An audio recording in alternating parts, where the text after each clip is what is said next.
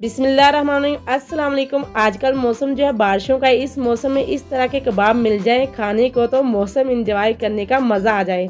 आज मैं आप लोगों को बताऊंगी शामी कबाब किस तरह से बनाए जाते हैं, क्यों कुछ लोगों की टिक्कियाँ टूट जाती हैं, क्यों वो रेशेदार कबाब नहीं बना सकते, खूबसूरती किस तरह से लेके आनी है, कौन सी अहम बातें हैं जहाँ पे वो गलतियाँ कर जाते हैं। छोटी छोटी टिप्स आप लोगों से इतनी ज़्यादा शेयर करूँगी इंशाल्लाह इस रेसिपी के आप लोग मास्टर बन जाएंगे। तो चलिए रेसिपी शुरू कर लेते हैं।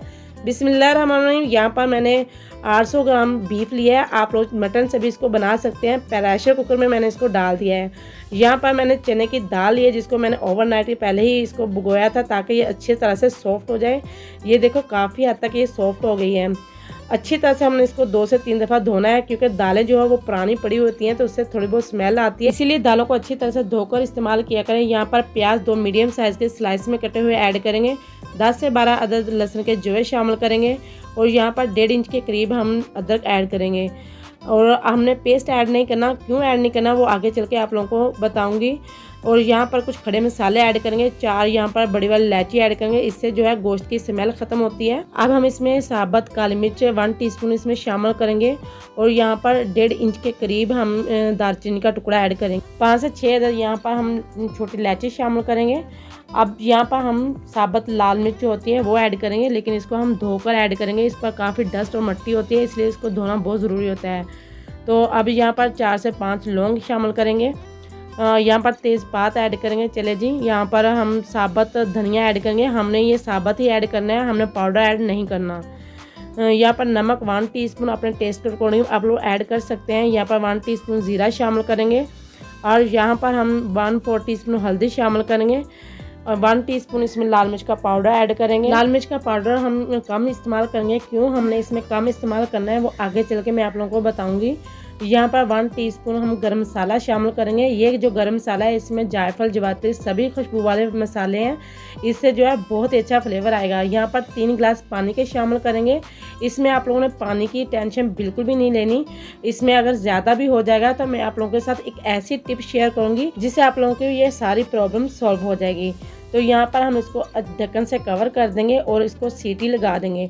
सीटी जब ऑन होगी उसके बाद हम इसको 25 मिनट तक पकाएंगे, जब तक हमारे चने और जो बीफ है अच्छी तरह से गल नहीं जाता। 25 मिनट के बाद देखिए बीफ और जो चने की दाल है वो हमारी अच्छे तरीके से हो गई है।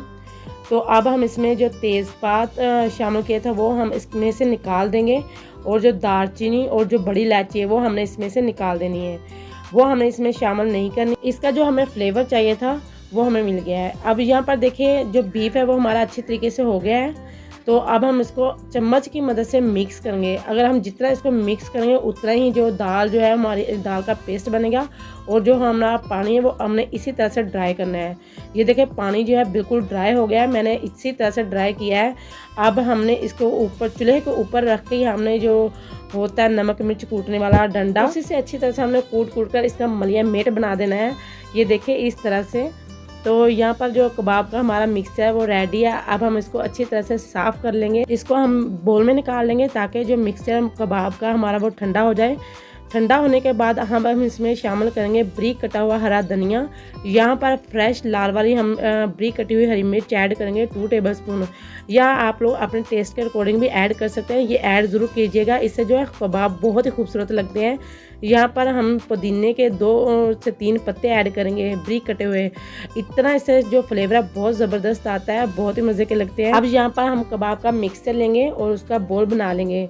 क्रैक नहीं होने चाहिए, अच्छी तरह से इस तरह स्मूथ बनाना है। ये देखिए आप लोग छोटे बड़े कबाब बना सकते हैं, मैंने यहाँ पर मीडियम साइज़ के बनाए हैं। कबाब हमारे बनके तैयार हैं। अब यहाँ पर मैंने 2 अंडे लिए हैं, जिसको कांटे की मदद से हमने अच्छी तरह से फेंट लेना है ताकि थोड़ा से फ्लफ़ी हो जाए, ऊपर झाग आ जाए। अगर आप लोग इसको ऊपर लगाकर फ्राई नहीं करना चाहते तो आप लोग एक अंडा इसमें मिक्सर में शामिल करके अच्छी तरह से मिक्स करके भी बना सकते हैं कबाब, तब भी इसके बहुत ज़बरदस्त कबाब बनेंगे। लेकिन मैं इसको ऊपर लगाकर फ्राई करूँगी। ये देखिए इस तरह से हमने डिप कर लेना है। यहाँ पर ऑयल को मैंने पहले से गर्म होने के लिए रख दिया था। ऑयल जो है हमारा तेज़ गर्म है, इसमें हम अब फ्राई करेंगे, क्योंकि कबाब जो हमारे पहले से पके हुए हैं, हमने जस्ट इसको फ्राई करना है, कलर देना है, थोड़े से क्रिस्पी करने हैं।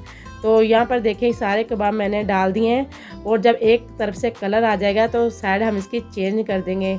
ये देखिए माशाल्लाह से बहुत ही प्यारा कलर आया है। दूसरी तरफ से भी इसी तरह से गोल्डन कलर आना चाहिए। कबाब हमारे बाहर से क्रिस्पी होने चाहिए, फिर ही हम इसको निकालेंगे। लुक देखिए माशाल्लाह से इसकी कितनी ज़बरदस्त लग रही है, इसको ज़रूर ट्राई कीजिएगा।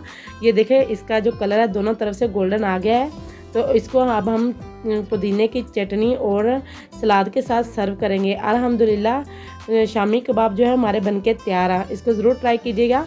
मैं बार बार कह रही हूँ इतने टेस्टी और मज़ेदार बने हैं। ये देखिए मैं आप लोगों को तोड़कर भी दिखा रही हूँ, इसके रेशे चेक करें। तो इसको हम रोटी के साथ सर्व करेंगे। खाकर आप लोगों को बताती हूँ कैसे बने हैं। बहुत ही यमी टेस्टी बने हैं। इस सुहाने से मौसम में इसको ज़रूर ट्राई करना। अगर आप लोगों को मेरी वीडियो अच्छी लगे तो प्लीज़ लाइक और शेयर और सब्सक्राइब ज़रूर किया करें। अब हम मिलेंगे नेक्स्ट वीडियो में। अपना ढेर सारा ख्याल रखिएगा। तब तक के लिए अल्लाह हाफिज़।